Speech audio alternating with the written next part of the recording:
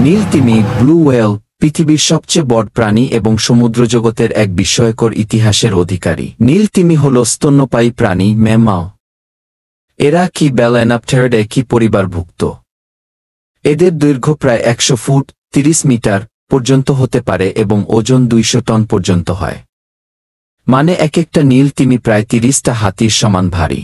বিশাল আকারের হলেও এরা প্রধানত krill, ছোট চিংড়ি জাতীয় প্রাণী খায়। একদিনে প্রায় 4 টন krill খেতে পারে। এরা পৃথিবীর সব বড় সমুদ্রে পাওয়া যায়, তবে প্রধানত দক্ষিণ মহাসাগর, আটলান্টিক, প্রশান্ত এবং ভারত মহাসাগর এদের আবাস। নীল তিমির ডাক পৃথিবীর সবচেয়ে জোরালো শব্দগুলির মধ্যে একটি। পানির নিচে এর আওয়াজ কয়েক কিলোমিটার পর্যন্ত পৌঁছায়।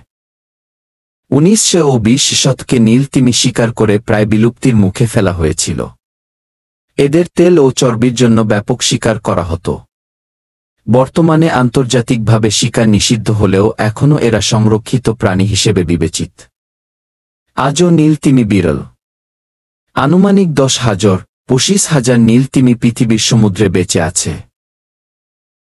দক্ষিণ মহাসাগর, সাউথার্ন ওসিয়ান, অ্যান্টার্কটিকার আশেপাশে সবচেয়ে বেশি নীল তিমি পাওয়া যায়। এখানে প্রচুর পরিমাণে krill থাকে, যা তাদের প্রধান খাদ্য। আটলান্টিক মহাসাগর, অ্যাটলান্টিক ওসিয়ান, উত্তর ও দক্ষিণ আটলান্টিক জুড়ে নীল তিমি ঘুরে বেড়ায়, বিশেষ করে আইসল্যান্ড, নরওয়ে ও কানাডার আশেপাশে ঠান্ডা পানিতে।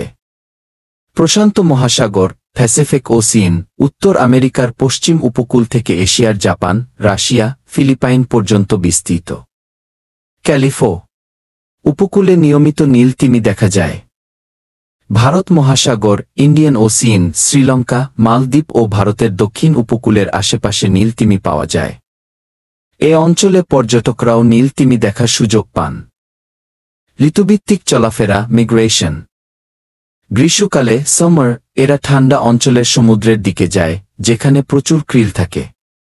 শীতকালে, উইন্টার, এরা অপেক্ষাকৃত উষ্ণ পানিতে চলে আসে বাচ্চা জন্ম দেওয়ার জন্য। মানে নীল তিমি কোনো নির্দিষ্ট জায়গায় স্থায়ীভাবে থাকে না। তারা খাবারের খোঁজে আর বাচ্চা জন্ম দেওয়ার মৌসুমে সমুদ্র জুড়ে দীর্ঘ ভ্রমণ, মিগ্রেশন করে।